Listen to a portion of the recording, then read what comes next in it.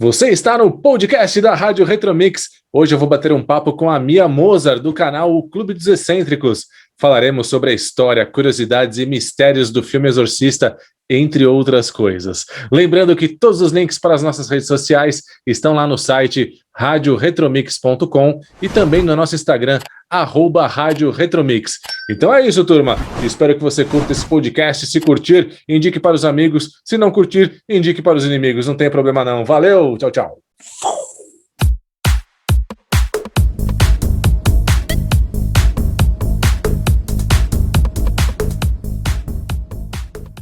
Seja bem-vinda, Mia Mozart, do canal O Clube dos Excêntricos. Muito obrigada, é um prazer estar aqui hoje. E vamos lá começar com o pé direito hoje. Pois é, hoje a gente vai colocar uma lente de aumento, digamos assim, sobre o filme Exorcista e algumas outras obras marcantes do cinema, mas sobretudo do Exorcista, né, Mia? Vocês, no Clube dos Excêntricos, já falaram sobre o Exorcista? A gente já fez 2 vídeos sobre o Exorcista e um episódio de podcast. É um assunto muito profundo e delicado, porque envolve tanto um caso real quanto uma obra cinematográfica extremamente importante para o cinema. Exatamente, o Exorcista, então, ele foi baseado numa história real, daqui a pouco a gente fala isso. Antes, vamos falar aí do Clube dos Excêntricos. Como surgiu o Clube dos Excêntricos, quem faz parte, e, enfim, fala um pouco aí, ou fale bastante, fique à vontade sobre o Clube dos Excêntricos. O clube, na verdade, é um segundo projeto. Eu tive um projeto antes, que era o Bu e Outras Coisas, onde a gente priorizava falar sobre casos. E aí deu aquela vontade de abrir mais o público, e por vários outros motivos a gente deixou o Bu e Outras Coisas como um projeto engavetado, guardado e finalizado. E eu decidi fazer um outro projeto com uma equipe reduzida. Hoje em dia eu trabalho com a Ana, que é apresentadora também do canal, e cenógrafa, figurinista, produtora e maravilhosa. E com o Luiz, que faz toda a gravação com a gente, e o Tadeu. O Tadeu finaliza e ajuda com todo tipo de retoque, de edição e coisas do tipo, que são mais trabalhosas até, e junto com essa equipe a gente criou o clube, que não tem um tema fixo. Acho que uma das coisas legais é exatamente isso. A gente pode falar tanto de crimes reais, quanto a gente pode ficar falando de filme um mês inteiro, e séries, ou sobre qualquer outro tema que der na telha, assim, e que o público também estiver pedindo, que a gente sentir que tem um retorno. E há quanto tempo existe o Clube dos Excêntricos e quais são as regras do clube, que eu vi aqui na descrição que vocês têm regras, né? O clube tem... Desculpa, Eric, é porque tá cortando, às vezes, o finalzinho da sua fala, eu não sei se você terminou a pergunta. Eu perguntei sobre o Clube dos Excêntricos e sobre as regras dele. Então, a gente tem um problema com as regras do clube, é que eu não sei todas as regras. E eu só sei uma delas. E aí eu sempre falo só uma. E eu fico enganando as pessoas, achando que realmente eu sei todas. Uhum. Mas a principal regra do clube é estar onde o clube estiver. Quer dizer, se a gente estiver nas redes sociais, no YouTube, no podcast, seguir a gente, mas principalmente, essa é a regra preferida da Ana, que é o público ser a nossa principal fonte de conhecimento. Quer dizer, se alguém que é espectador do clube estiver passando pela internet e achar alguma coisa legal, que é para, por favor, mandar para a gente criar um conteúdo que agrade tanto ao público, mas a gente também. E há quanto tempo existe o clube, Mia? Eu acho que a gente está na 5ª temporada, a gente tem 5 meses de clube, e a gente está para ir para o 6º mês. Mas antes disso a gente já tinha 1 ano e 2, 3 meses com Bu e Outras Coisas. Então a gente está no YouTube há quase uns 2 anos. E o clube basicamente ou fundamentalmente fala só de terror? A gente tenta falar sobre filmes que são muito importantes para a gente. Aí pode ser de terror, pode ser filme de casos reais, pode ser um drama, e pode ser drama com terror, que são os nossos preferidos. Mas a gente tenta sempre trazer um lado mais profundo da obra, que a gente gosta, por exemplo, em vez de falar sobre o Exorcista como um todo, contar a história, a gente vai enfatizar na técnica do filme ou a importância dele para os outros filmes de terror que vieram logo depois. Ou também do recorte dos anos 70, que ele influenciou e foi influenciado. Na verdade, ele mais influenciou os anos 70 do que foi influenciado.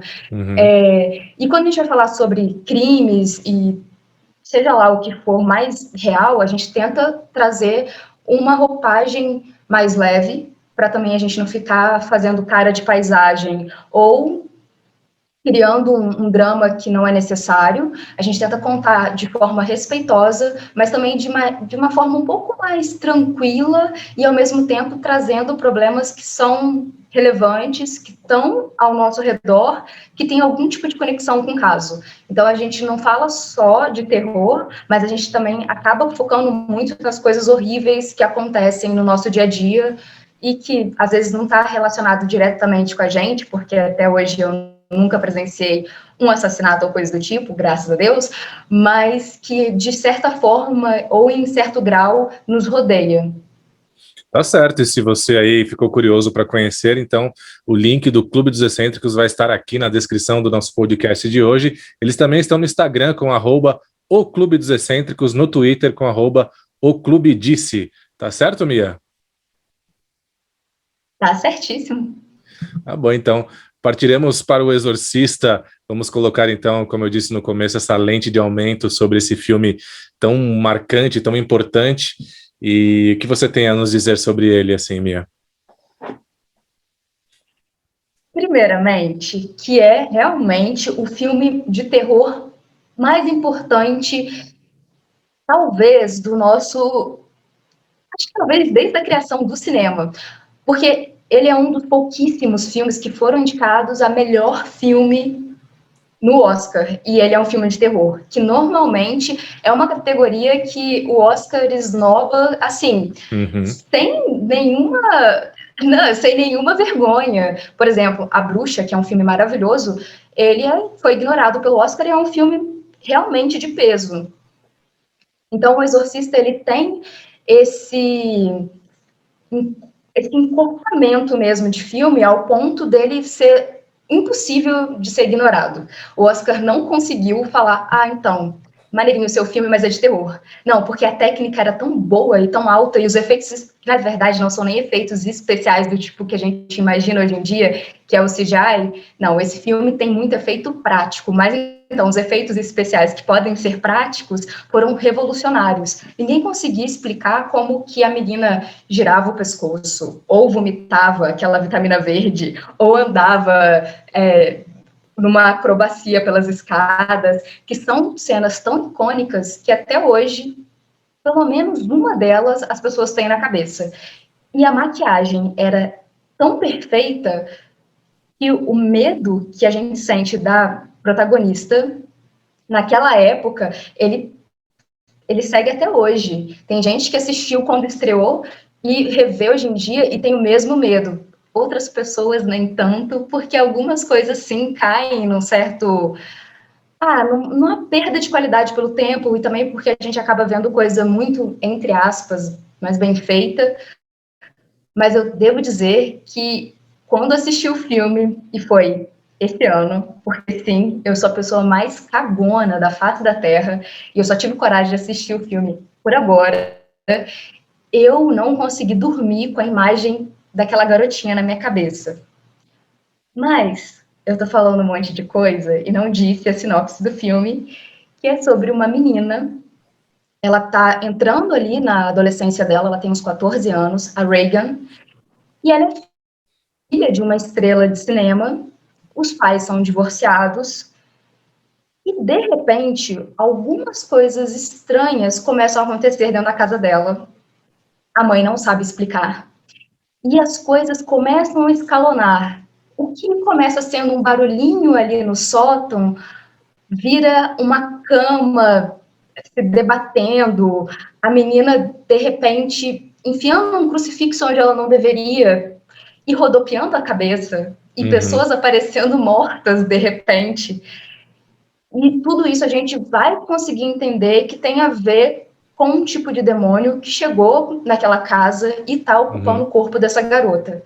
A primeira parte do filme, a mãe dela tenta, de todas as formas científicas, pela medicina, tentar entender o que está acontecendo, até o ponto que ela se entrega para a religião. E ela decide que é o único caminho. Então, logo, 2 padres entram no caso para tentar salvar a alma dessa criança. E basicamente é isso. Porém, o medo que esse filme propõe não está no mapa. Verdade, e eu diria até que O Exorcista é um filme de terror que envelheceu muito bem. A gente pega outros exemplos, sei lá, Sexta-feira 13, uma vez eu assisti os primeiros filmes de Sexta-feira 13, você vê que envelheceu mal, os efeitos são muito ruins, percebe que é um boneco ali na cena da morte e tal, mas o Exorcista não, é o que você falou, dá medo até hoje, os efeitos práticos eram, eu tenho certeza, à frente do tempo, né? Ele foi filmado em 73, se eu não me engano, é isso mesmo? Sim, isso.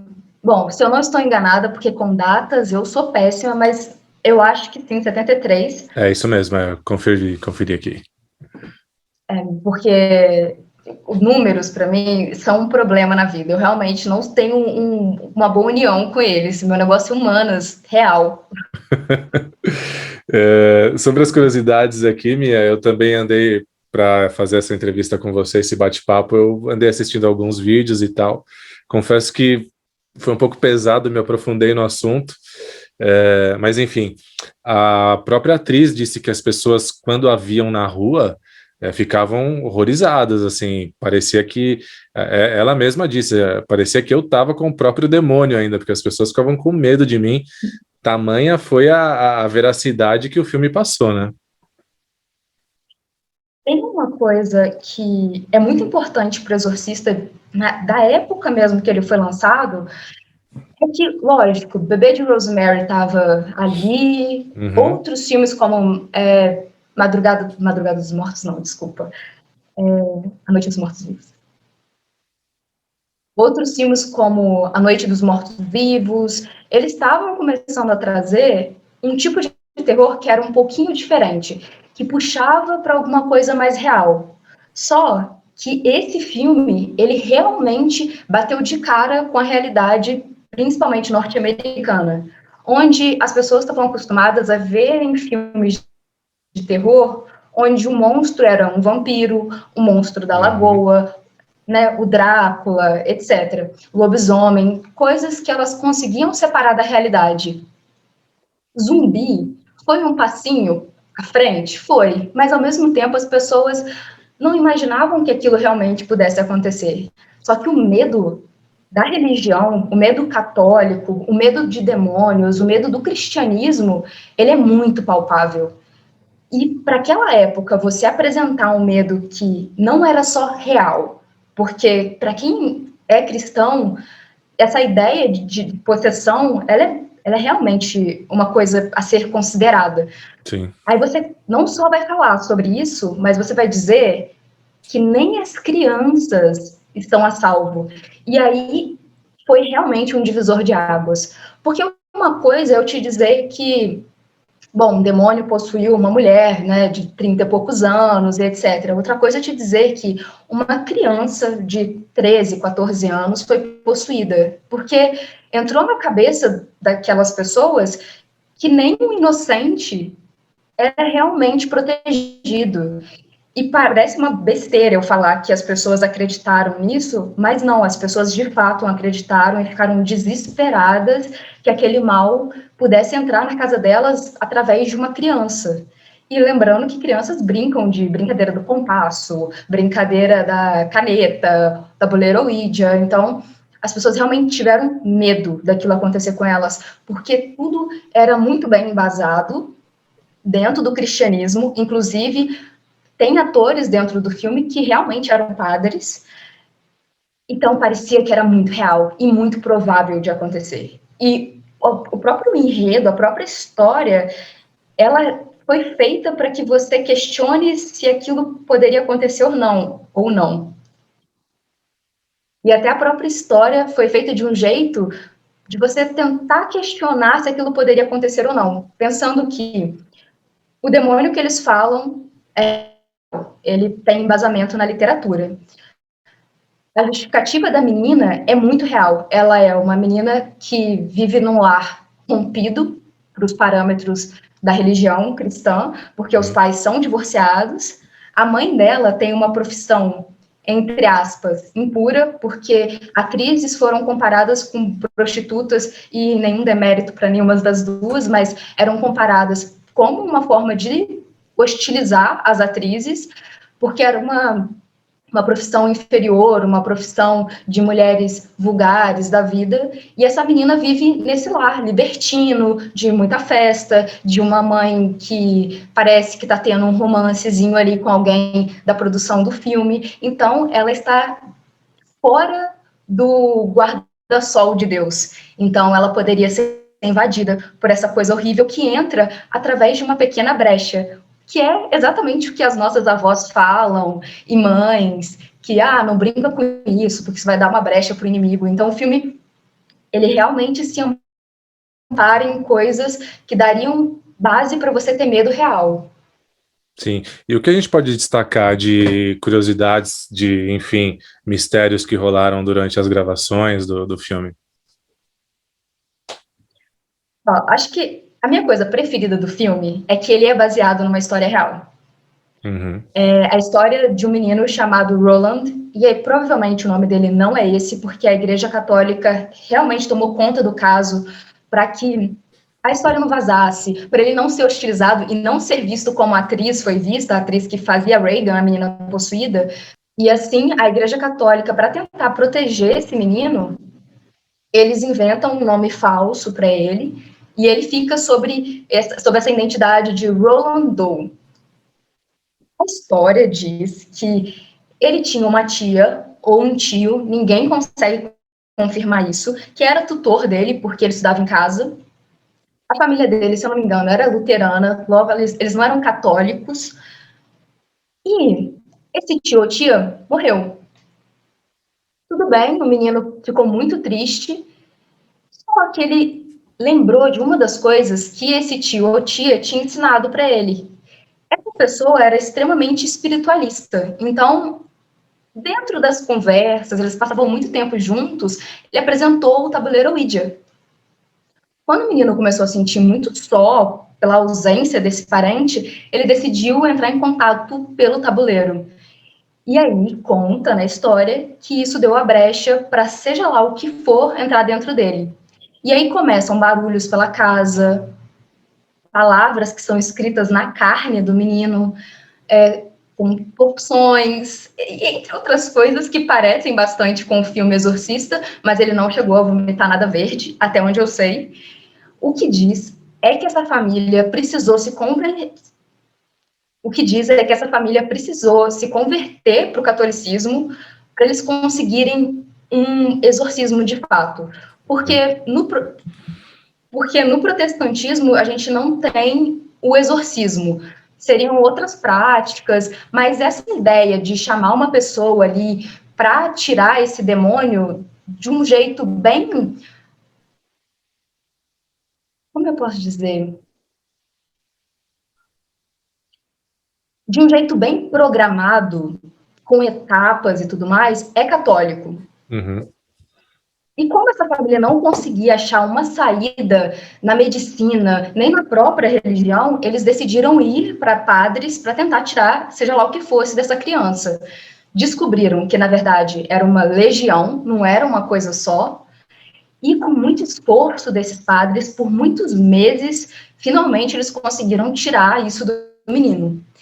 Essa é a história onde a gente acredita nesse lado mais espiritual. Uhum. A outra parte da história seria que, na verdade, esse menino passou muito tempo com esse tio ou com essa tia e provavelmente ele estava sendo abusado por esse parente.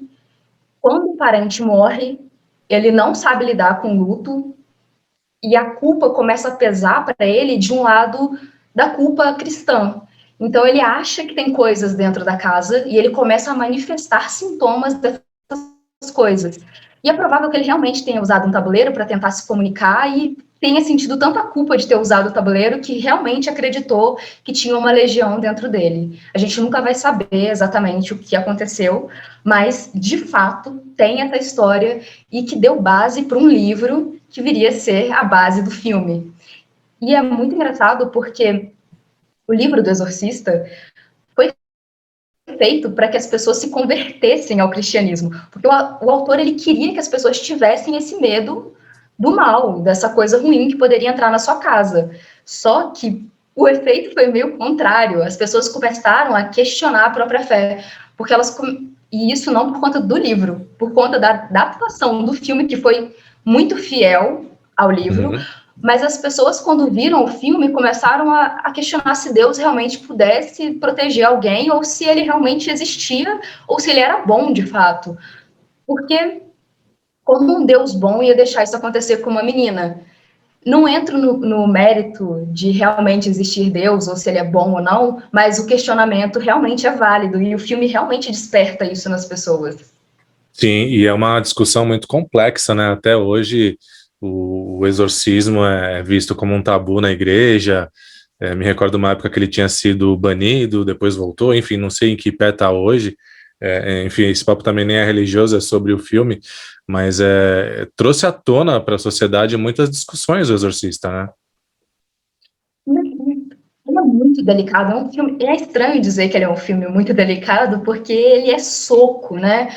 Mas ele é um filme delicado se você pensar que ele gasta quase 2 atos sem mostrar nenhuma possessão realmente medonha.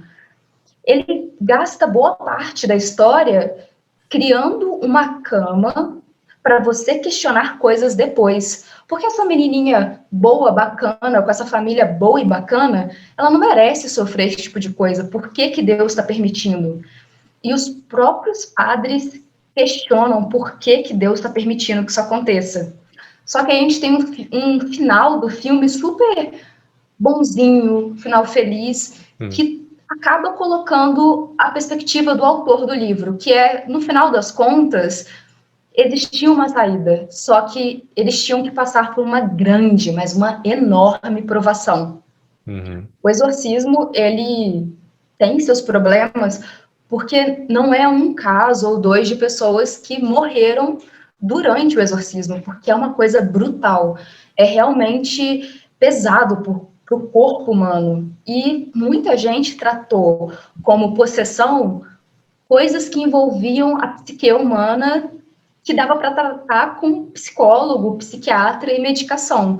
Então, joga para a igreja porque é demônio, mas, na verdade, façamos um tratamento, um acompanhamento, porque pode ser uma doença degenerativa e etc.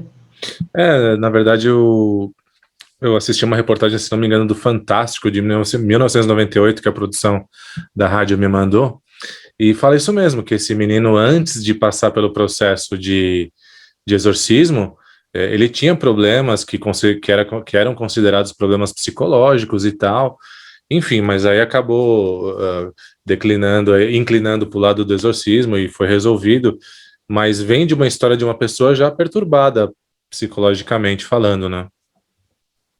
E fora que tudo bem, eu acho que o filme faz esse trabalho muito bem, né? Que é tipo, primeiro vamos levar para a medicina, vamos tentar tratar da melhor forma possível, e depois, se você quiser levar para uma questão mais religiosa, tudo bem mesmo. O problema é quando a gente já parte direto para uma coisa tão agressiva e que pode ser muito irresponsável. Vai ter um outro filme, né? Na verdade, já teve, mas eu estou falando em perspectiva O Exorcista. Anos depois teria um outro filme sobre um exorcismo também, e nesse caso a menina morreu, e os 2 padres foram culpados por isso, e os 2 padres foram culpados por isso de certa forma, não por maldade, porque eles queriam matar a menina ou coisa do tipo, mas porque eles criaram um cenário onde era impossível ela continuar viva. E ela tinha problemas mentais seríssimos que poderiam ter sido tratados e ela ter continuado seguindo a vida dela. Então, é uma coisa muito séria, mesmo. E a igreja fica nesse libera ou não libera, porque às vezes parece que é a única solução. Sim. Bom, enfim, mas voltando aqui para o nosso Exorcista querido de 73, temos ainda mais mistérios que envolveram essa produção, que durou aí quase 2 anos, mais precisamente 21 meses. Você tem informações sobre esses mistérios, o que ocorreu aí durante as filmagens?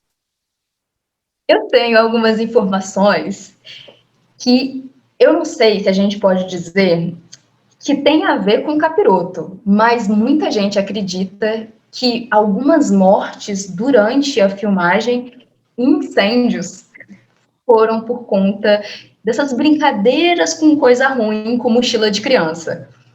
Houve sim um incêndio dentro dos cenários e dentro dos bastidores do filme. Ainda bem que ninguém estava gravando, era uma época de pausa e de fato aconteceu isso, estragou muita coisa. Eles tiveram realmente que refazer cenários e coisas do tipo. Só que isso é mais comum do que parece. Ninguém quer que o incêndio aconteça durante a sua gravação e por isso tem muita gente para tomar conta de um bastidor e tem muito seguro em torno disso para que se queimar alguma coisa, se alguma coisa estragar ou se alguém se machucar, eles consigam continuar as filmagens, porque aí você, né, aciona seu seguro e eles vão lá e solucionam o seu problema, que seja bancar o tempo que seu filme vai atrasar. Uhum. De fato aconteceu esse incêndio, mas eu não acredito que tenha qualquer coisa envolvida com um capiroto, mas porque tem poliéster durante gravação, quer dizer, tecidos que são feitos à base de plástico, as luzes de um set, elas são praticamente o sol dentro de 4 paredes.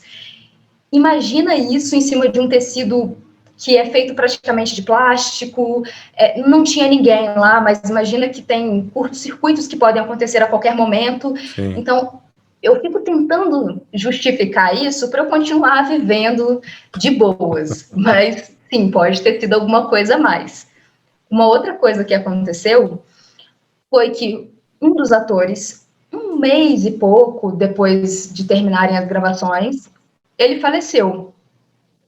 Mas se a gente for buscar dos vários filmes que a gente já viu, é comum. Ele já era um pouco mais velho, não numa idade que a gente fica esperando a morte dos outros, não que eu fique esperando a morte de ninguém nunca, tá? Mas ele não era um senhorzinho, mas ele teve complicações.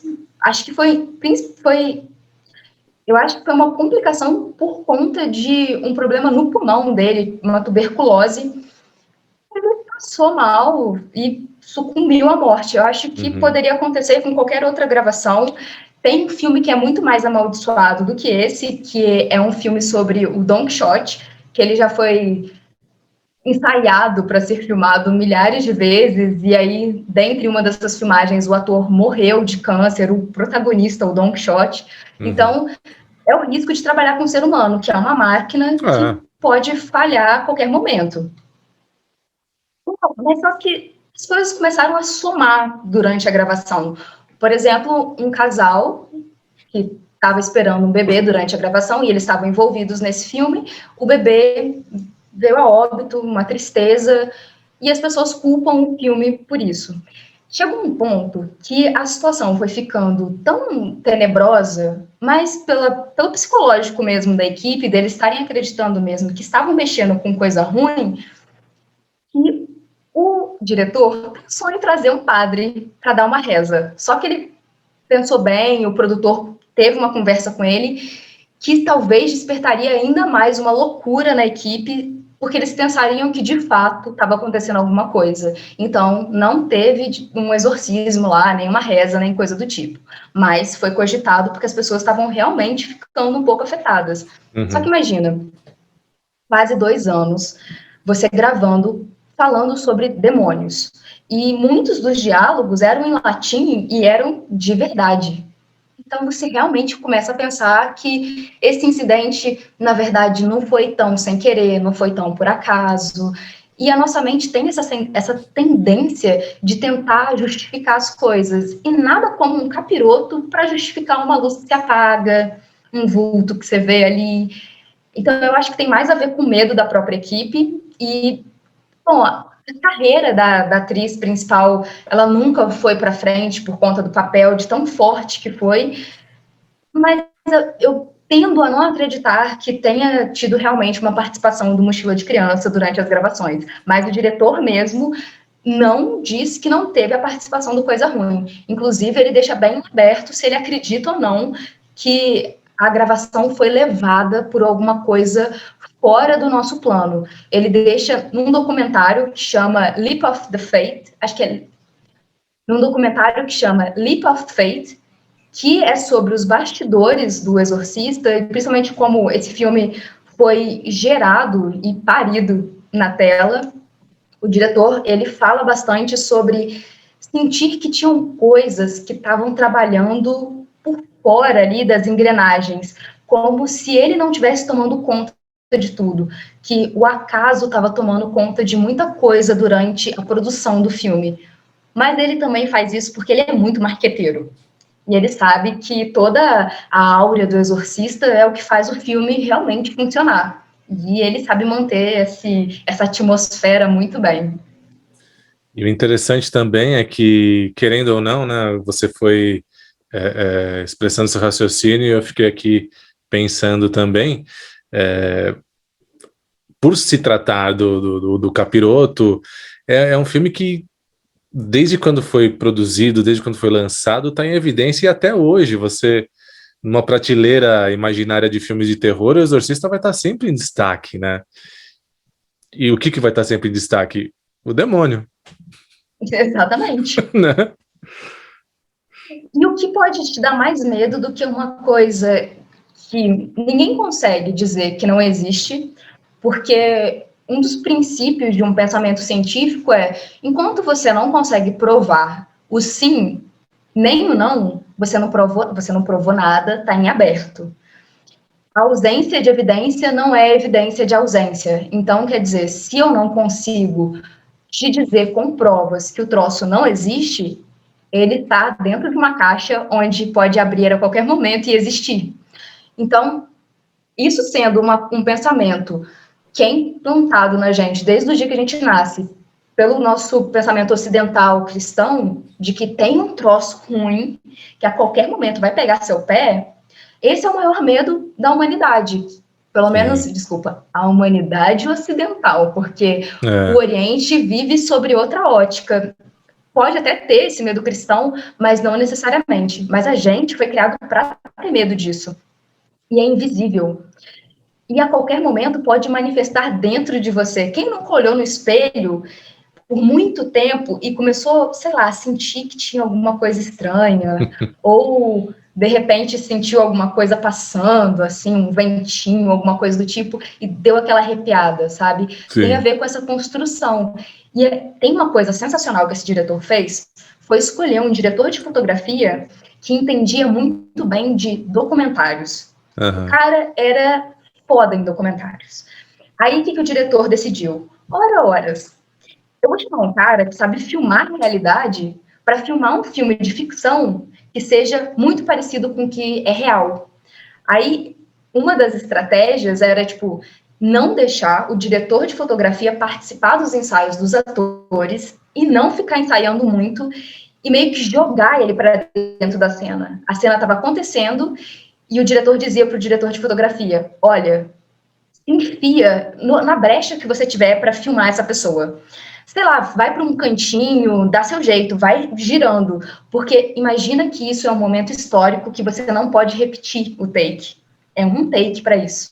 Lógico que tem planos que são mais trabalhosos, principalmente esses que a cama flutua, que a menina vai vomitar um negócio, que você vai ter que gravar milhares de vezes para dar certo. Mas esses que eram mais cotidianos, era realmente uma coisa de um take só, de tentar capturar o que é real naquilo. E a gente sente isso.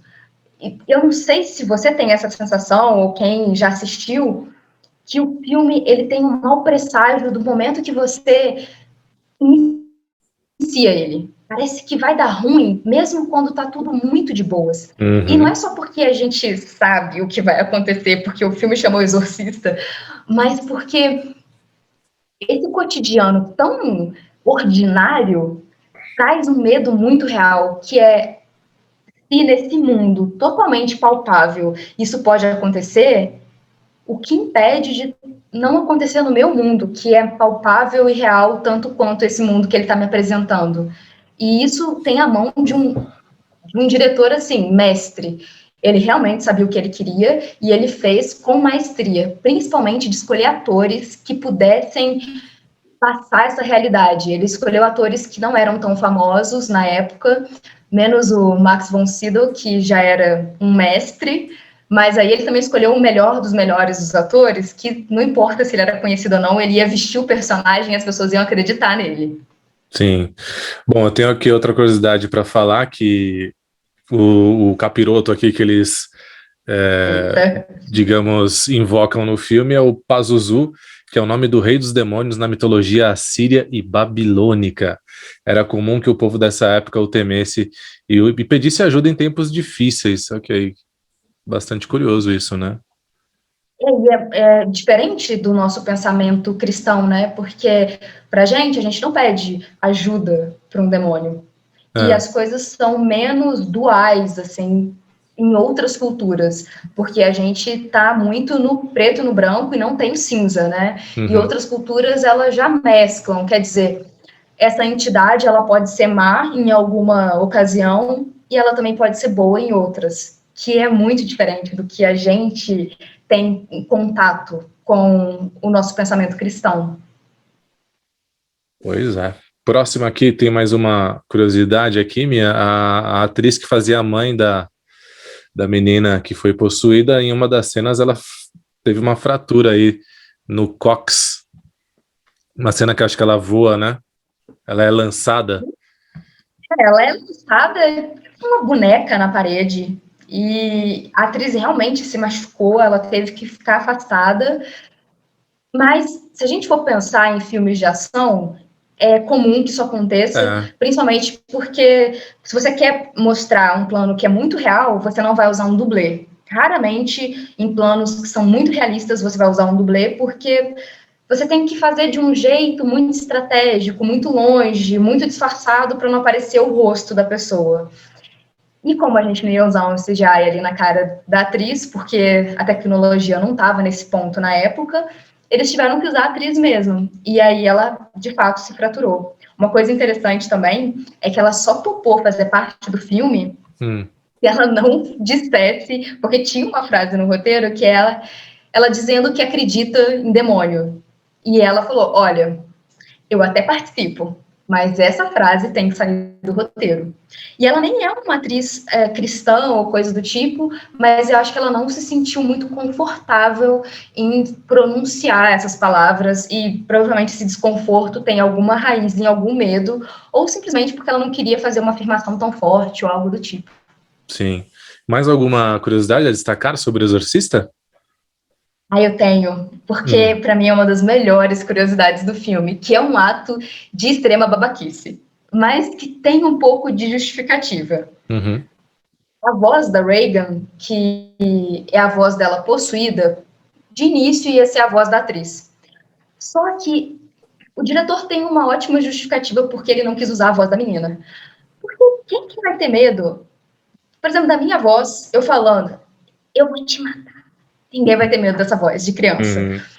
Então ele pensou assim, e dentro dessa cabecinha de neném que essa menina tem, a gente produziu uma voz que não é desse mundo, e isso sim vai ser muito perturbador, porque você não vai conseguir encaixar uma coisa na outra. E Uhum. aí sim vai parecer que essa criatura veio do poço do inferno. Eles conseguiram uma atriz que é a Mercedes McCambridge, que já era uma atriz consagrada, mas ela estava um pouco sumida, Uhum. para ela fazer essa voz do capiroto. E aí tem umas coisas que são muito interessantes na preparação dessa atriz. Primeiro, que ela vinha sofrendo com alcoolismo há muito tempo, só que ela tinha se conciliado com a fé católica, provavelmente, ou de uma outra raiz protestante, e ela estava fiel e tinha parado com álcool, cigarros e etc.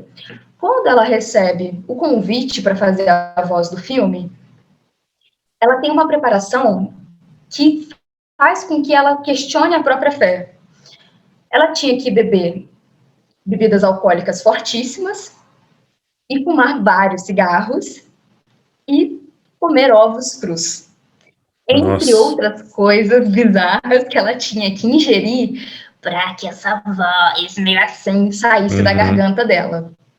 Só que era um processo tão difícil para essa mulher que durante a captação de áudio, ela pedia que familiares e amigos fossem lá no estúdio para ficar esperando e dando força para ela, porque era muito difícil para ela fazer aquilo, e que, eu não sei se o padre ou o pastor dela, porque me foge qual é a raiz da religião dela, mas era um padre ou um pastor que era íntimo dela, ficasse lá para abençoar ela, porque ela tinha que dizer coisas tão horríveis, que ela não conseguia simplesmente falar e ficar tranquila. Ela realmente sofreu para dizer coisas que um demônio diria. E realmente é muito pesado o que a Reagan fala. Tipo, são coisas perturbadoras. Só que na hora de creditar a voz da atriz, o crédito não foi para ela. Eles não colocaram de quem era a voz. Uhum. E pensando que a atriz ia ser indicada para alguma categoria, por exemplo, melhor atriz, não só no Oscar, mas sei lá, em outros festivais, é justo dizer que a atuação é toda da menina, porque um dos motivos para esse filme ter ficado tão conhecido é a voz que sai da boquinha dela, que não é dela.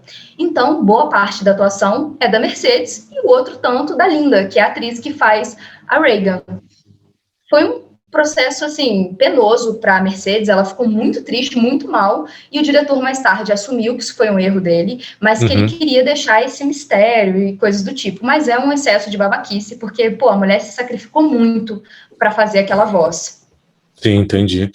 E me diz uma coisa, Mia, você está a par, assim, das versões que foram lançadas do Exorcista? Porque eu me recordo que eu assisti uma versão remasterizada de áudio e vídeo no cinema, e foi muito legal. Essa será que é a versão definitiva? Porque eu acho que era a versão do Director's Cut, né? A versão do diretor, né? Ou tem mais alguma?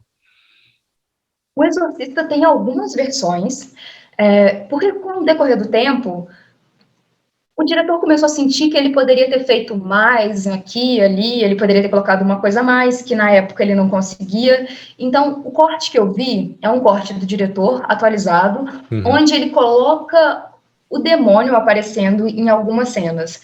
Eu devo confessar que algumas aparições são toscas, no mínimo, assim, bem tristes de se ver. Uhum. Mas era um desejo dele e era um desejo para a narrativa.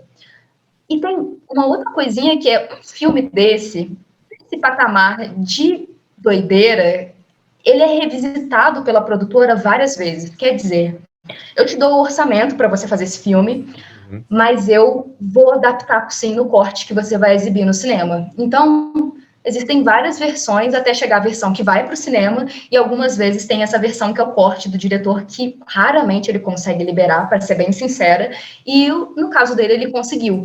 Então, é provável que existam várias versões que a gente nunca vai ver, que foram versões testes. Tem a versão do estúdio, e uma versão agora, não agora, já faz algum tempo, mas uma versão que o diretor colocou coisas que ele achava necessário. Acho que foi essa que eu assisti, que eu me recordo que foi ali, acho que em 2000, que eles até lançaram no cinema essa versão e, nossa, foi incrível. Fui assim com a minha turma assistir e foi uma experiência incrível, gostei bastante. Inclusive recomendo. Quem ainda não assistiu O Exorcista, que procure aí nos streamings da vida, não sei se está disponível em algum. Você tem essa informação, não? Olha, até onde eu sei, ele não está disponível, pelo menos não nos que eu tenho mais acesso. Se eu pudesse estar Netflix e o Amazon Prime, nenhum deles tem o filme disponível. Eu tive que fazer daquele jeito que eu não me orgulho. E eu queria ter visto no cinema. Olha, vou te falar, você perdeu, viu? Que é uma experiência e tanto, sobretudo quando eles remasterizaram o áudio e tal, deram uma melhorada na imagem também. É uma experiência Tem, que marcou. tem uma coisa muito bacana sobre o filme, é que a trilha sonora dele, porque você me falou sobre o áudio, e aí na hora me vem que o trabalho sonoro do filme é importantíssimo, porque ele foi criado para você temer o que você vai ouvir. Tem sempre um barulhinho, seja de relógio, alguma coisa que está sempre ali batucando para você ficar esperando alguma coisa chegar, e a coisa chega. E a voz da Reagan foi um trabalho muito intenso de mixagem de áudio, porque tem barulho de bicho no meio, tem vento, tem instrumentos, é muita coisa condensada para criar aquela voz brutal, e é uma voz brutal, porque é uma das coisas que mais me marcam assim no filme, de não conseguir ouvir às vezes o que aquela coisa tinha para dizer, porque parece mesmo de outro mundo. E quando foi a última vez que você assistiu O Exorcista? Eu assisti uma vez, eu nunca mais vou assistir na minha vida. Foi no começo desse ano, eu tive que assistir numa sala lotada de pessoas que estavam fazendo outras coisas, eu abri lá a minha tela, assisti de dia, e mesmo assim saí tão impactada que dormir naquela noite não foi fácil, muito menos ir no banheiro de madrugada. Inclusive, não bebi água perto da noite para eu não ter que levantar, e é sério, eu tenho muito medo mesmo. Mas como uma pessoa que tem um canal chamado Clube dos Excêntricos, tem medo? É um processo de praticamente saudosismo, porque... Sadomasoquismo? Sadomasoquismo. É um processo de sadomasoquismo, porque eu tenho muito medo mesmo, e é muito engraçado, porque quem me criou esse medo foi o Exorcista. Quando eu tinha, sei lá, os meus 4 anos, eu não sei por qual motivo o Fantástico decidiu trazer matérias sobre o filme. Não sei se ele estava fazendo aniversário, o filme, ou o que estava acontecendo, que eles decidiram revisitar a obra, e domingo sim, domingo não, aparecia alguma coisa, tipo alguma imagem da Reagan descendo as escadas ou virando o pescoço, e isso me gerou um medo tão grande na minha infância que eu não consegui continuar assistindo filmes de terror. E eu sou uma criança impactada até hoje, mas como eu tenho um canal que fala sobre isso, eu acabo tendo que assistir. Mas eu tenho a tendência de assistir filmes que são menos, não brutais, mas menos impactantes imageticamente, como O Exorcista, que é muito impactante, e acabo assistindo umas coisas de terror que são mais psicológicos, que aí eu dou aquela segurada e falo assim, não, isso aqui eu consigo, peraí, eu consigo assistir isso daqui. Olha, para quem está acompanhando a gente no YouTube, eu coloquei aqui a imagem da Reagan descendo as escadas aqui numa posição de ponte, digamos assim, né? No yoga a gente tem outro nome para essa posição, mas é popularmente conhecida como super ponte. Tranquila.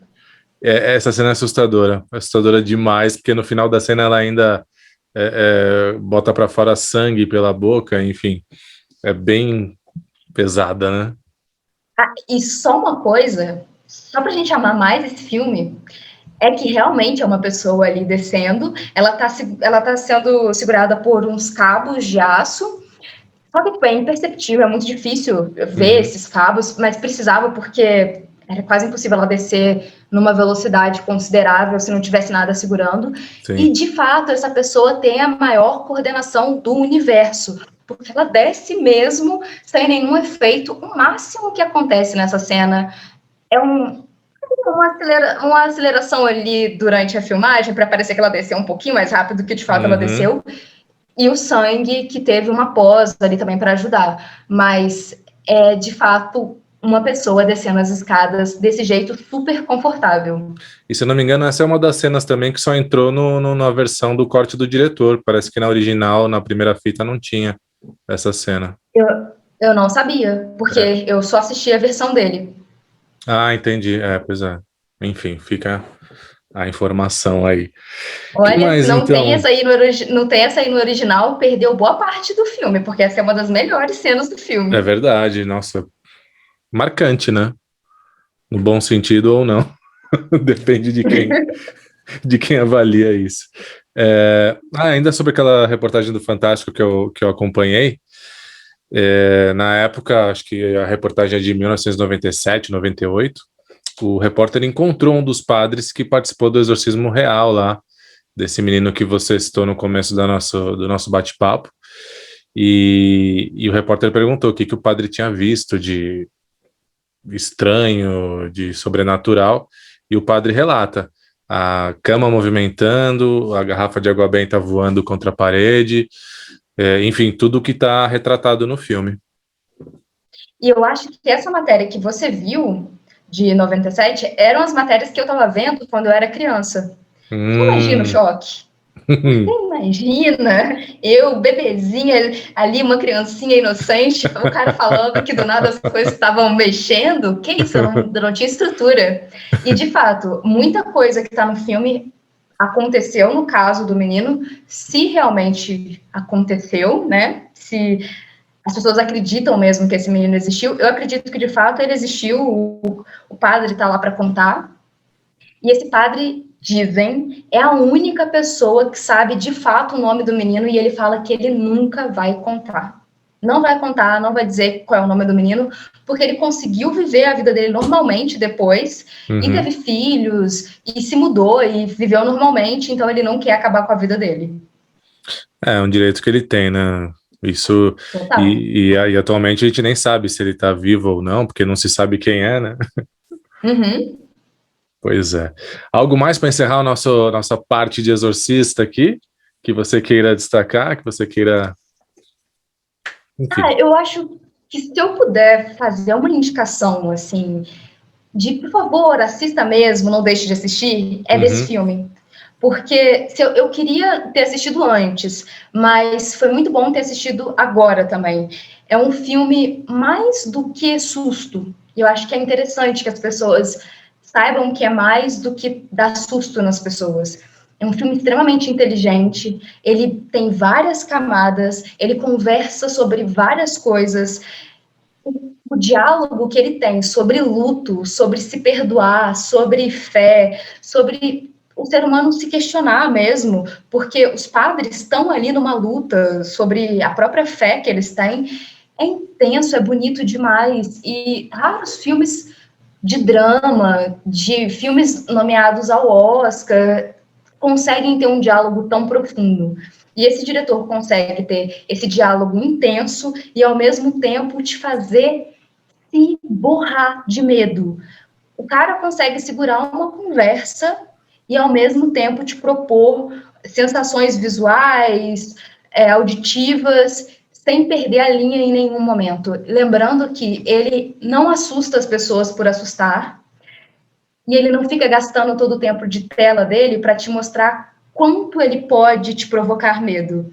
Ele decide pontualmente a hora de te causar um temor, e durante esse momento de temor, ele está questionando a sua fé, e isso é sensacional. Pois é, e quem gosta de filme de terror e ainda não assistiu O Exorcista, você não gosta de filme de terror direito, você tem a obrigação de assistir, que é um clássico, é um filme marcante, enfim, assista O Exorcista. É isso aí, eu apoio essa fala. Mia, e além do Exorcista, na pré-produção aqui do nosso, aliás, na produção do nosso podcast, você ainda destacou outras obras. Você gostaria de falar das outras obras? Quais são as que você vai falar para a gente poder aí dar continuidade para o nosso bate-papo? Se é que você está com tempo, né? Me avise aí se a hora que você tiver que terminar a nossa entrevista. Não, eu estou com tempo. Eu tenho duas indicações, e é um filme e uma série. Pois não, pode ficar à vontade. A série, eu tenho que tomar muito cuidado para não dar spoiler. O nome dela é The Act. É sobre uma mãe e uma filha que vivem uma situação muito triste, de extrema pobreza, enquanto a filha, que é uma menininha ali, ela tá nos seus, sei lá, 11, 12 anos, por aí, ela sofre de várias doenças. Não dá para explicar exatamente qual doença, na verdade, ela tem, porque são várias, que afetam o corpo dela completamente, ao ponto dela viver de cadeiras de rodas, e da mãe precisar alimentar ela precisa de ajuda ali para todos os tipos de coisas, tipo, do banho à alimentação. E, de repente, num certo dia, a menina desaparece e a mãe está morta. Esse caso, ele ficou extremamente famoso nos Estados Unidos, é um caso real, é o caso da Gypsy e da Didi Blanchard. E aí, muita gente já conhece a história. Eu acho que se eu falar mais do que isso, eu vou estragar a experiência. O que eu posso dizer, que já é um spoiler, mas que eu acho importante, é que fala sobre a síndrome de Munchausen por procuração. E aí, quem sabe o que é isso, já entendeu muito bem para onde essa história vai ser levada. Mas é, assim, brutal. E eu garanto que, se você não sabe nada sobre essas duas, você vai sair muito surpreso. E se você sabe alguma coisa sobre o caso, você vai sair muito satisfeito, porque foi muito bem feito e retrata com muito cuidado a história real. Então, essa daí é a minha indicação de série baseada em fatos, que eu garanto que você não vai se arrepender se você assistir. E onde as pessoas podem encontrar The Act? Para quem quiser assistir The Act, tá no Amazon Prime. A assinatura, ela não posso dizer que ela é acessível para todo mundo, porque a gente sabe que acessível é variável, as pessoas têm várias realidades, mas vale a pena, às vezes, se você puder assinar um streaming, assinar o Amazon Prime ou qualquer um de preferência, para a gente poder estar dando dinheiro para a indústria cinematográfica, do audiovisual, etc., para que a gente consiga receber conteúdo de qualidade e, quiçá, começar a receber mais conteúdo nacional, porque as plataformas enxergam o público assinante e veem o que eles estão pedindo. E se tem muito brasileiro ali, provavelmente eles vão começar a se interessar em produzir coisas nacionais, e isso é muito interessante para a gente. Falando em obras nacionais, você chegou a assistir um filme chamado, se eu não me engano, não sei se é Cadáver Não Fala ou Morto Não Fala? Eu não assisti, mas eu sei que é muito bom, mas eu não assisti Nossa, ainda. é muito bom, Mia. Eu peguei essa indicação no canal da Morena dos Anjos, Dica dos Anjos, que inclusive já participou também de um podcast com a gente. Que filmaço incrível, assim, é um soco no estômago também. E em se tratando de uma obra brasileira, nossa, de primeiríssima linha, não deixa nada a desejar para as obras estrangeiras, viu? Não ia ser esse filme que eu ia falar agora, mas quando você me falou sobre um filme nacional que tem a ver com terror e tudo mais, eu lembrei do Lobo Atrás da Porta, que é sobre uma história real, sobre a Fera da Penha. E, assim, brutal é uma palavra talvez um pouco fraca para o final desse filme, sabe? Eu indico pra caramba, porque é o tipo de obra que você não precisa dizer assim, para uma obra brasileira, né, até boa. Não, é uma obra cinematográfica muito boa, muito bem atuada, com um roteiro maravilhoso. E aí tem De Quebra, que é um caso real de um crime que aconteceu no Rio de Janeiro e que é, assim, de deixar todos os cabelos em pé. Caramba, e onde a gente pode assistir esse filme? Atrás da Porta, para quem quiser assistir, tá no YouTube, mas daquela forma de alugar o filme para assistir, sabe? Você paga um preço, assiste e depois segue a vida. Entendi. Esse filme que eu comentei também, que até agora eu não sei se é Cadáver Não Fala ou Morto Não Fala, tá para alugar também no Now da NET. Foi onde eu encontrei. Não sei se tem em alguma outra plataforma, mas fica a dica aí. Eu acho que é Morto Não Fala. Morto Não Fala, né? Cadáver não tem muito, muito a ver. Mas é bom, fica a dica, hein? Não é baseado em nenhuma história real, mas é muito bom. Aliás, vocês do canal têm preferência por obras que se baseiam em fatos reais ou não necessariamente? Eu gosto de obras que se baseiam em épocas reais, com fatos históricos que são interessantes. Por exemplo, lógico, a gente pode... Todas as épocas são reais, mas às vezes elas não têm uma conexão muito grande com algum momento histórico. Mas, por exemplo, A Bruxa é uma obra que não é baseada em nenhuma história real, mas, ao mesmo tempo, é baseada em várias histórias reais. É um condensado de uma época. Esses são os filmes que eu sou apaixonada. Mas eu tenho, sim, a tendência de amar filmes que são baseados em fatos, porque...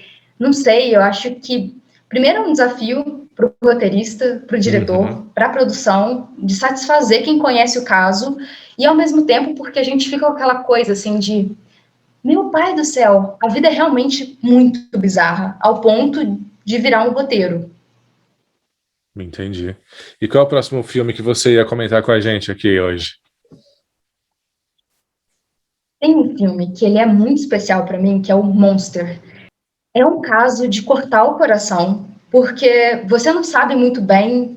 Dizem que é sobre a primeira serial killer americana e talvez do mundo inteiro, mas o que é uma mentira, porque a gente vai descobrir, pesquisando minimamente, que já tinham mulheres que matavam em série há muito tempo, mas que ela teve um destaque muito grande pelo nível de crueldade e também por conta da personalidade dela, que era grandiosa, mas também muito perturbadora.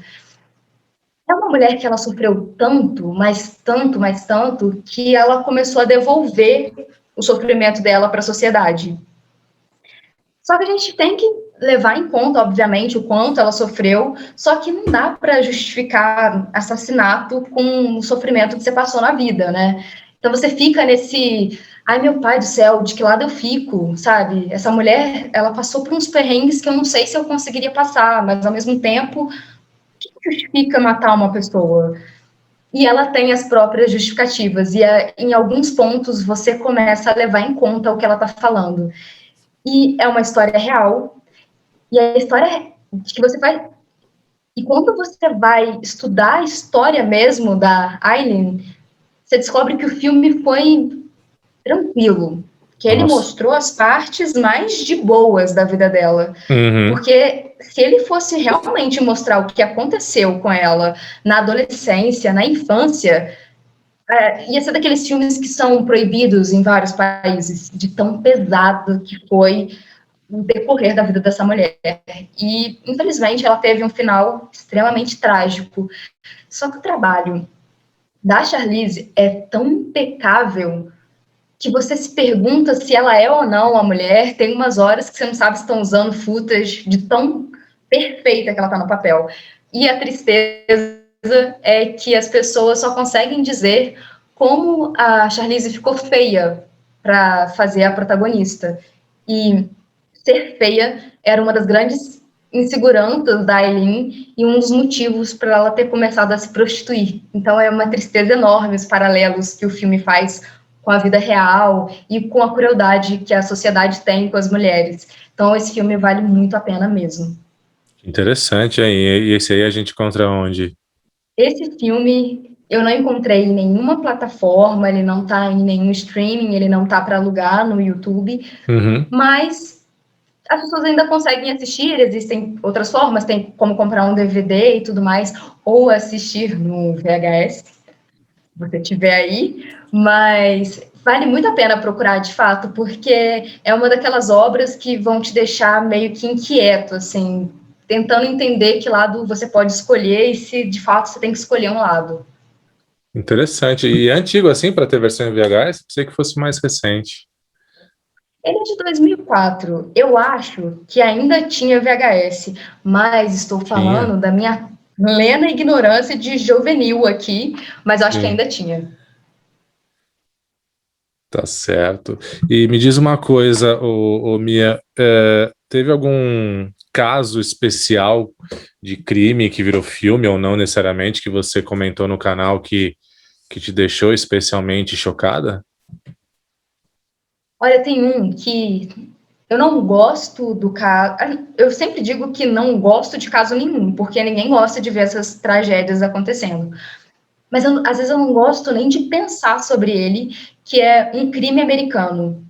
Esse filme, ele é de uma brutalidade, é de uma maldade tão grande que ele não incomoda de você assistir, ele te machuca mesmo, não é só um incômodo.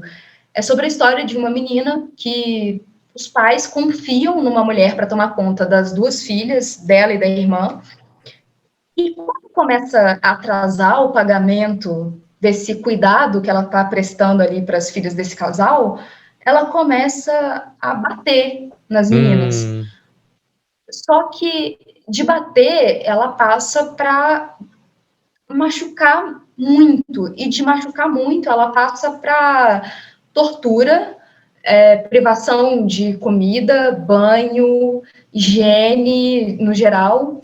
Ela bota a menina num porão e você imagina o que ela não faz com essa menina, porque ela abre a casa dela para que jovens visitem a menina no porão, tanto para bater quanto para fazer outras coisas. É um dos poucos casos que eu já falei, e eu já falei de muitos casos, onde a pessoa morreu por decorrência de tortura. Porque geralmente, assim, a pessoa morreu porque fraturou sei lá o quê, e aí morreu. Ou porque, sei lá, tomou um tiro, facada, infecção. Não, essa menina, ela morreu porque ela foi tão torturada Nossa. que os órgãos começaram a falhar. E aí você fica assim, a que ponto chegamos? Esse é um caso que ele não tem nenhum momento onde você fica, nossa, mas o que vai acontecer? Não, você está sempre, por favor, tira essa menina daí.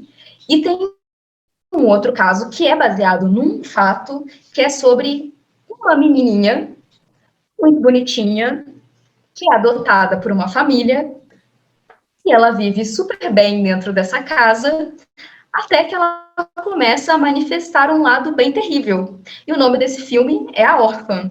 E o Uhum. caso, o caso é sobre a Bárbara. É uma menina que, na verdade, era uma mulher já, que ela faz amizade ali numa família, onde estão duas irmãs que acreditam que tem um plano maior para elas na vida e tal, e elas já tinham algum problema psicológico. E a Bárbara convence uma das irmãs, que tem 2 filhos, a botar as crianças numa jaula, e aí depois ela convence a privar as crianças de comida, depois privar as crianças de irem ao banheiro, e depois ela convence a mãe de tirar pedaços da carne dessas crianças para comer. Então, assim, é um nível de absurdo que você se questiona se aquilo é de fato uma história real. O filme A Órfã, ele é leve, ele só é levemente inspirado também no fato. A história real é talvez difícil de adaptar, porque o nível de crueldade é altíssimo. O bom que eu posso dizer, se eu posso dizer que há algo bom nisso, é que um vizinho estava ali com uma babá eletrônica cuidando dos filhos dele, e ao mesmo tempo a mãe dessas crianças colocou uma babá eletrônica ali no porão, nesse anexo, nesse quarto que ela tinha ali, que estavam as crianças dentro da jaula, para ela não ter nem que ver as crianças, não ter nem que visitar as crianças lá. Ela ficava olhando pelo monitor e, de alguma forma, rolou uma interferência entre a babá eletrônica da mãe com um desse cara. E ele viu 2 crianças presas numa jaula. E ele começou a achar que era um filme, que ele estava pegando alguma coisa de alguma TV. Só que o filme não mudava, o filme era só aquilo. E aí ele liga para a polícia, e aí a polícia vai de casa em casa, vendo ali o raio que aquela babá eletrônica poderia pegar um sinal, e indo de casa em casa, eles chegam na casa dessas irmãs. Lá tinham 3 crianças. Várias horas, mas não eram 2 crianças, pois a Bárbara, ela se fingiu de criança e passou como uma facilmente, e a polícia acreditou que ela era mais uma ali das vítimas, e ela foge nesse meio tempo e vai morar com uma outra família e vive por muito tempo até que finalmente eles conseguem capturar ela. Só que dessa vez ela tá se disfarçando de menino, ela tá fingindo que é um adolescente. A gente acaba descobrindo que, na verdade, ela tinha uma relação com a mãe dessas crianças que beirava ali um romance, mas ao mesmo tempo uma relação meio de mãe e filha, e que ela tinha ciúmes das crianças. Então ela queria meio que acabar com as duas criancinhas. Eu não sei dizer, e as pessoas não sabem mesmo precisar, se os meninos, eles sobreviveram. A gente sabe que pelo menos um sobreviveu, mas não é certeza que os 2 de fato sobreviveram. Mas assim, é um nível de maldade que eu entendo porque eles não usaram a história real para o filme, eles usaram só o fato da menina também fingir que é mais nova do que de fato é. Não, o filme, pelo que você falou da história real, o filme é um filme da Disney, né? Porque é bem Levíssimo. tranquilo. É. E parece que tá tendo uma refilmagem, um novo Órfão vindo por aí. Você tá sabendo de alguma coisa? Eu tô sabendo que vai ter um outro filme, mas eu ainda não sei quando vai ser lançado ou exatamente qual vai ser a história, qual vai ser o plot. Mas eu imagino que deva ser a Esther em outro lugar, enganando uma outra família Ah, e entendi. bem no esquema da Bárbara, de se infiltrar ali em alguma casa para tentar conseguir as coisas que ela quer. O filme Órfão é muito bom, mesmo sendo bem mais light do que a história real. Aliás, ainda bem que não retrataram a história real, porque não tem nem o que comentar, né? Pelo que você falou aí, é algo realmente brutal, enfim. Muito pesado. E esse filme Órfão, será que sai esse ano, 2021? Esse novo Órfão? Ah, eu duvido muito. Eu duvido que não só esse filme atrase, mas que a maioria dos filmes atrasem. Tudo bem, eu sei que nos Estados Unidos as pessoas estão sendo vacinadas e logo elas vão poder ir aos cinemas e tudo mais. Só que o pensamento da indústria norte-americana é: a gente precisa que todo mundo assista. Enquanto as grandes audiências, por exemplo, o Brasil, que vai e assiste os filmes norte-americanos, e outros países que são o público de filmes da grande indústria, quanto eles não forem vacinados, é improvável que eles lancem um filme porque o faturamento vai ser muito É, mais baixo. E o streaming, ele dá um certo dinheiro e tal, mas é muito mais interessante você vender para o cinema e depois você vender para o streaming. E fora que tem muitos festivais que só vão aceitar premiar um filme que passou por salas de cinema, e mesmo sendo um filme de terror, tem gente que ainda quer tentar concorrer ao Oscar, que ele de fato esnoba filme de terror, mas às vezes eles dão um prêmio para melhor atriz ou melhor efeito sonoro, e a gente sabe que passando anos, as pessoas cada vez menos achando que o Oscar tem tanta relevância, mas ele ainda tem muita relevância. sim, sem dúvidas. E o Exorcista, ele foi o primeiro filme de terror indicado ao Oscar, né? Um gênero tão marginalizado pela academia, né? E a gente vê como até hoje o preconceito ele continua com filmes de terror, que Hereditário, que é um dos filmes mais fodas de terror que foram lançados, sei lá, nos últimos 10 anos, não concorreu a nada. E a Toni Collette, que é a atriz principal, ela tá dando um banho de atuação que filmes de dramas que concorreram ao Oscar não conseguiram, sabe? É exatamente isso, é um olhar que se desvia para o filme, se desvia do filme de terror com muita Sim. facilidade. Você acha que o Parasita foi um bom sinal da academia ter vencido? Apesar que não é terror o Parasita, né? Ué. Eu acho que, assim, é um terror social, é um terror enorme, mas eu acho que por ele ter essa estética muito limpa, muito bem captado, os planos são muito bem pensados, não que muitos outros filmes não sejam, por exemplo, Hereditário é muito bem pensado e esteticamente maravilhoso, mas por ele ter essa roupagem um pouco mais séria, mais acadêmica, eu acho que daí vem a vontade do Oscar de dar um biscoito para outras pessoas, porque eu não acho que o Oscar faz isso por achar que realmente é o filme que ele queria dar o prêmio, porque o Oscar ele é branco, norte-americano, e se muito europeu ali, e olha lá, eu acho que eles não entendem como de fato um filme merecedor, é meio que para calar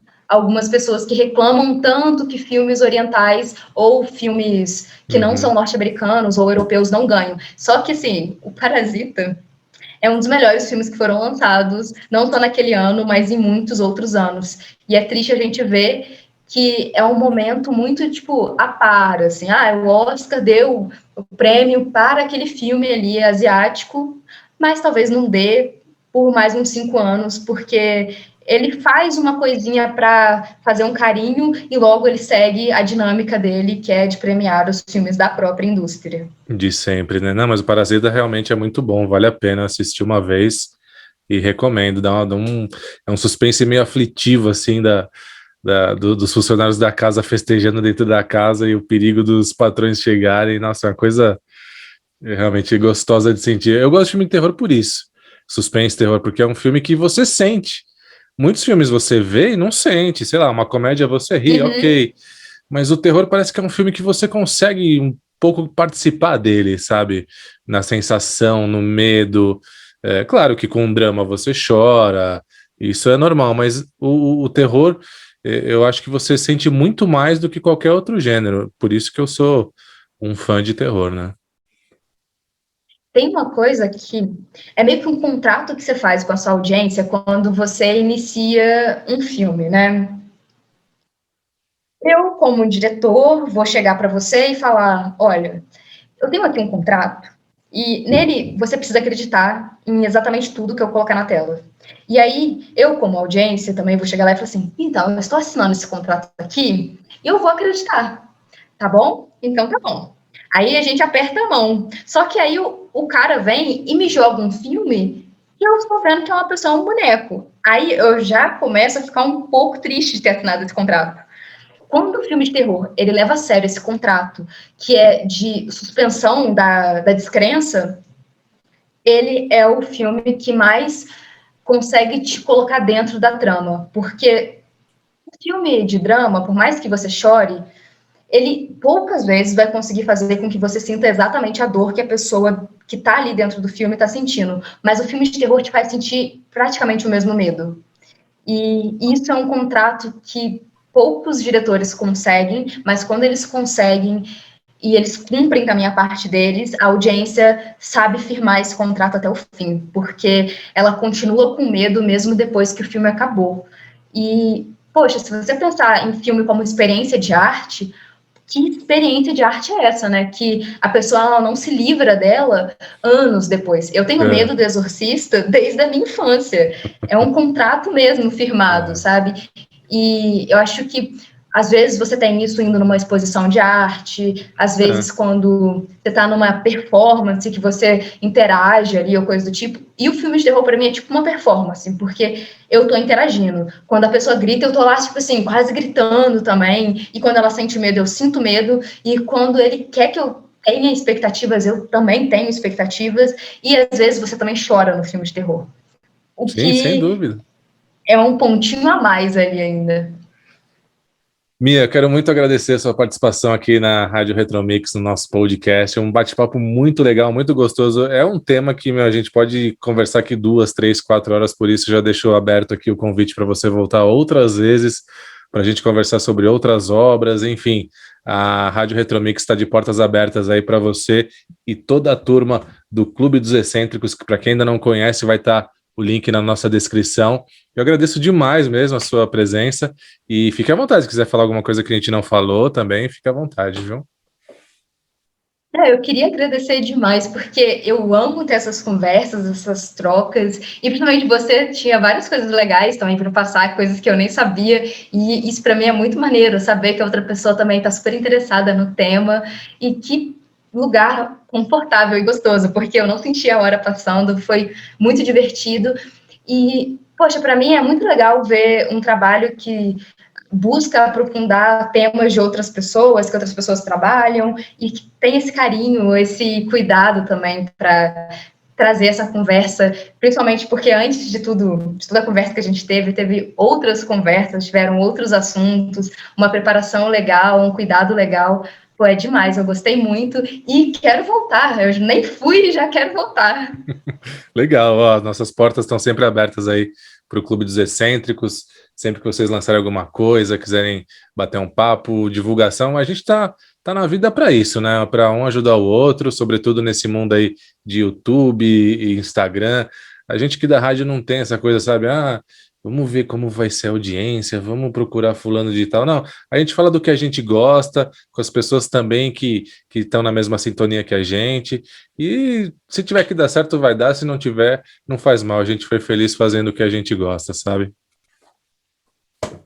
Nossa, isso é demais, assim, um carinho imenso para esse tipo de atitude e a gente tem esse lugarzinho guardado no nosso coração para esse tipo de coisa, assim, para esse momento de encontro e não de olhar números e comparação, e pode ter certeza que o pessoal do clube, os meus inscritos maravilhosos, que são os meus amigos, na verdade, eles com certeza vão ouvir, vão querer chegar mais próximo, mais perto, porque tem isso também, né? Não é sobre nem trocar números ou coisa do tipo, é sobre trocar amigos mesmo e falar assim, olha, eu confio nessa pessoa, eu gosto dessa pessoa, por favor, chegue mais, escute um pouco mais do que ela tem para dizer, porque eu gostei do que ela disse. Sem sombra de dúvida, jamais eu vou bater papo, entrevistar uma pessoa que eu tenho que fazer isso por audiência, ou por número, ou por agradar segundos e terceiros, não. Aqui a gente realmente faz tudo de coração, como sempre fizemos, né? A gente está aqui na ativa, antes era a Zila FM desde 2014, e aí em 2021 resolvemos mudar o nome da rádio, até por questões...